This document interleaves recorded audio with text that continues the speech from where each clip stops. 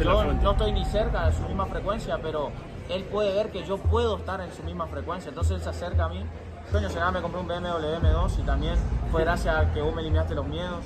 Es brutal, hermano. ¿Quién quiere tener 1.200.000 dentro de un año? Yo. ¿Quién quiere tenerlo?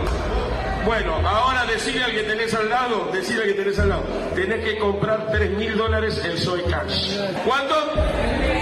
¿Cuánto? Leonardo Cositorto y la estafa de Generación Zoe a juicio.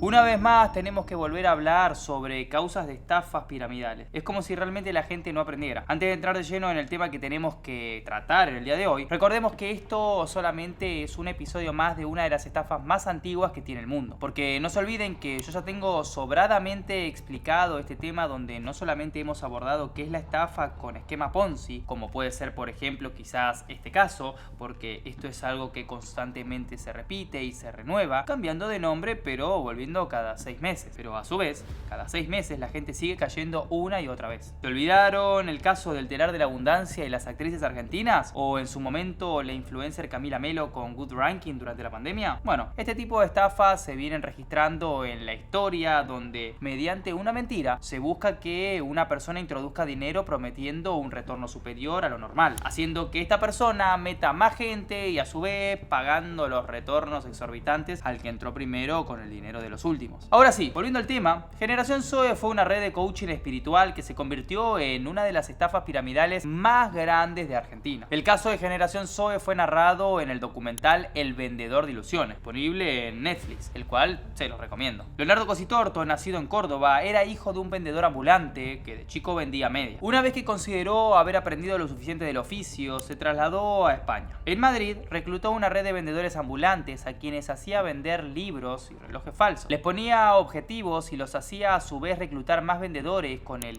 típico esquema de comisiones por referido. La red se expandió a España, Argentina, Perú, México y Chile. Generación Zoe se transformó así en un negocio multifunción que incluía su propia criptomoneda, locales de hamburguesas, un equipo de fútbol en Argentina, el Deportivo Español, inversiones en bienes raíces y minas de oro. Incluso hicieron su propia iglesia llamada Aviva Zoe. Generación Zoe era una organización que operaba principalmente en Argentina, promoviendo servicios de asesoramiento financiero, desarrollo personal y empresarial. Con el tiempo empezaron a llover las denuncias por incumplimiento en cuanto a los retornos que Generación Zoe prometía, y todo empezó a complicarse porque los damnificados empezaron a sumar y el caso se tornó público. Fue en marzo del 2022 cuando los ahorristas estafados fueron hasta las oficinas de Generación Zoe de Villa María. Tras encontrarse con las puertas cerradas, empezaron los reclamos. Me sorprende que con los recursos como internet, que hoy contamos casi todos los ciudadanos prácticamente, desde el celular, la computadora y la mínima instrucción, y no solo digo de cuestiones financieras, sigan existiendo personas que caigan en este tipo de empresas que prometen cosas como a continuación les detallo. Aseguraban 7,5% de retornos en dólares para la membresía y de 20% si la invertías en criptomonedas. Esto es un 138 y un 790% de retorno en dólares anuales. Warren Buffett, uno de los mejores inversores del mundo,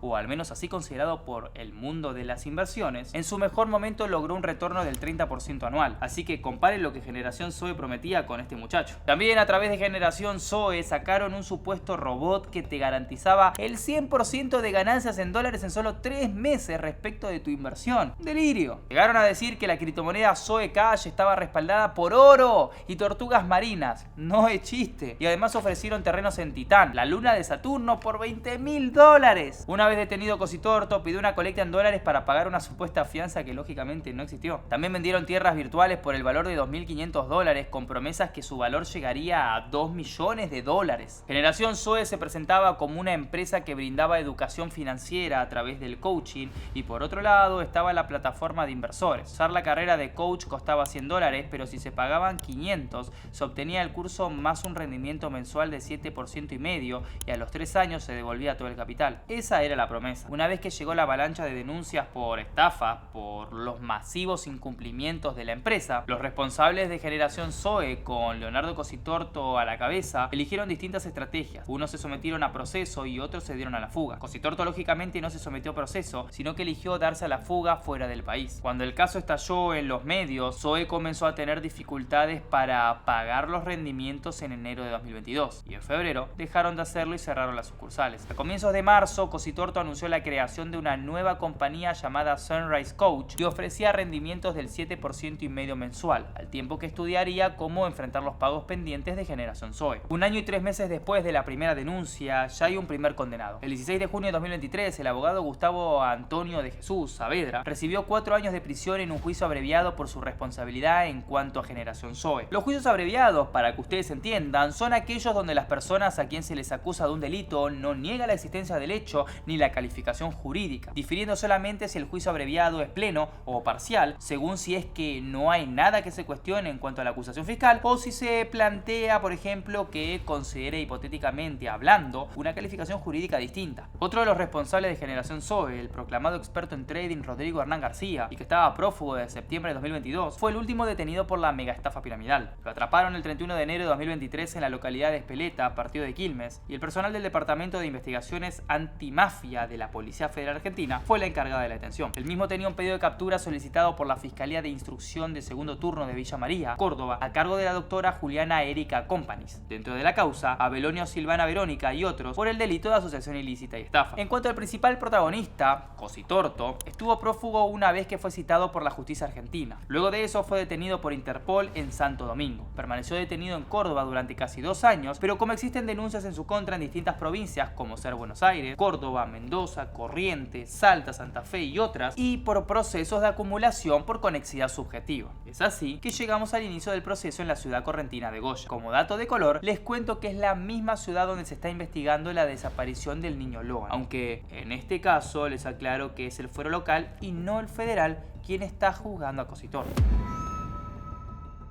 En paralelo al juicio oral y público en Corrientes, la Cámara en lo Criminal y Correccional de Río Tercero anunció la elevación a juicio de la causa penal que se tramita en la ciudad cordobesa de Villa María tras el pedido de la fiscal de segundo turno, Juliana Companis. El defensor de Cositorto, Guillermo Dragoto, había presentado un recurso de oposición a la elevación de juicio. En respuesta, la Cámara del Crimen de Río Tercero consideró que las pruebas reunidas sustentan la hipótesis de que el líder de Generación Zoe, el contador Norman Próspero, Julieta Sciuti, Andrea Sánchez y Maximiliano Batista, entre otros, deben enfrentar cargos por asociación ilícita y estafas. En cuanto a la causa en la provincia de Corrientes, tiene 98 denunciantes y el proceso ya se encuentra muy avanzado y con el debate en trámite. A Leonardo Cositorto, Miguel Ángel Echegaray y Maximiliano Javier Batista se lo juzga por asociación ilícita en carácter de organizadores y estafa en modalidad de delito continuado en concurso real en calidad de coautores. Por su parte, Lucas Daniel Camelino, Nicolás Ismael Medina y Javier Sebastián Medina son investigados por asociación ilícita en carácter de miembros y estafa en modalidad de delito continuado en concurso real. La estrategia defensiva de Leonardo Cositorto, en este caso hasta la semana pasada, fue ofrecer la reparación integral de todos los denunciantes. Esto les explico para que ustedes lo comprendan. El artículo 59, inciso 6 del Código Penal permite que uno pueda extinguir una causa por reparación integral o conciliación, y esto es, por ejemplo, si yo tengo la responsabilidad hipotética de haber dañado a una motocicleta en un accidente vehicular y que producto de este accidente no solo dañé el motovehículo, sino que además le lesioné hipotéticamente a una persona, entonces encuentro yo habilitada la forma de evitar el juicio reparando de manera íntegra a la persona ofendida. Es decir, hipotéticamente hablando, le ofrezco una motocicleta nueva y le pago por los daños que podría haber sufrido esta persona, por la fractura de su brazo y sus gastos médicos. Así el proceso me habilita de que si la parte ofendida acepta y el titular de la acción penal pública, es decir, el fiscal acepta, entonces en consecuencia puedo yo terminar el proceso en mi contra por extinción de la acción. Con este ejemplo les acabo de explicar qué es lo que intentó hacer el equipo de la defensa de Leonardo Cositorto. Es decir, se ofreció a reparar a cada denunciante, entonces si ellos mismos aceptaban en su totalidad, no habría una causa en su contra por extinción y en consecuencia de todo ello saldría sobreseído. Entonces no culpable o inocente, como ustedes quieran decirlo. Acá, y con muy buen tino, déjenme decir, el responsable de la acción penal pública se opuso a este ofrecimiento. Déjenme aclararles que este tipo de ofrecimientos tienen un proceso y estos procesos están reglados dentro de los códigos rituales, es decir, dentro de los códigos procesales. procesales. O sea, que cada provincia instrumenta cómo se realizaría este proceso y cuáles serían sus límites. Por lo general, todos los códigos procesales no permiten las salidas alternativas, es decir, la conciliación o la reparación integral en aquellos casos donde, por cuestiones de política criminal y o interés público, pueda rechazarse las solicitudes. En este caso, fue el fiscal quien se opuso a esta medida por razones de interés público.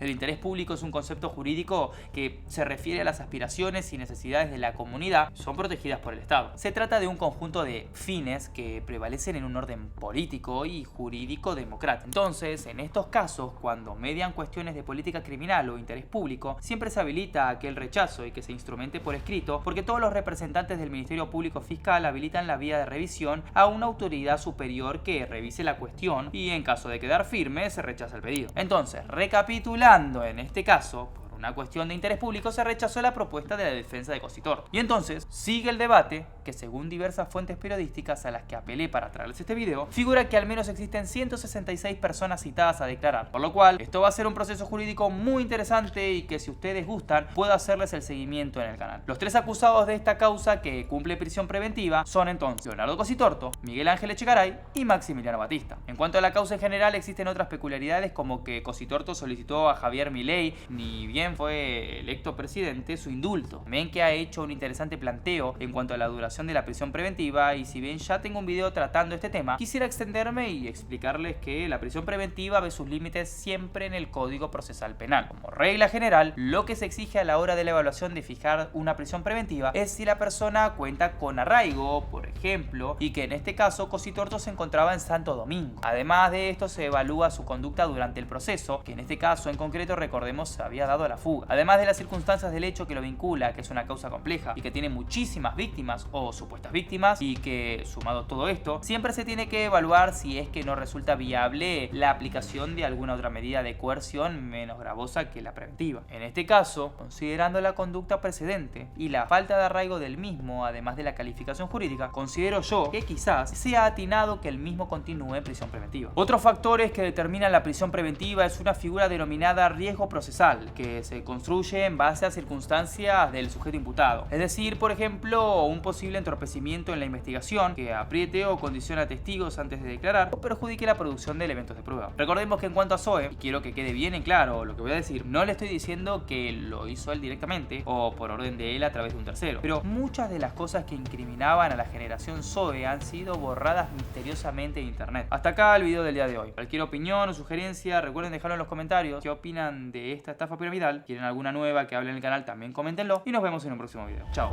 Este joven de 19 años había hecho un nombre en el mundo de las criptomonedas, desde dar consejos financieros, posibles asesoramientos y su punto de vista en el trading de criptomonedas. Fue asesinado de un tiro en el ojo derecho apenas llegó a su casa de Bursaco. Ese jueves, minutos antes de las 19 horas, Franco había estacionado su Peugeot 208 Feline blanco frente a su casa. No imaginaba que sería el último viaje que haría.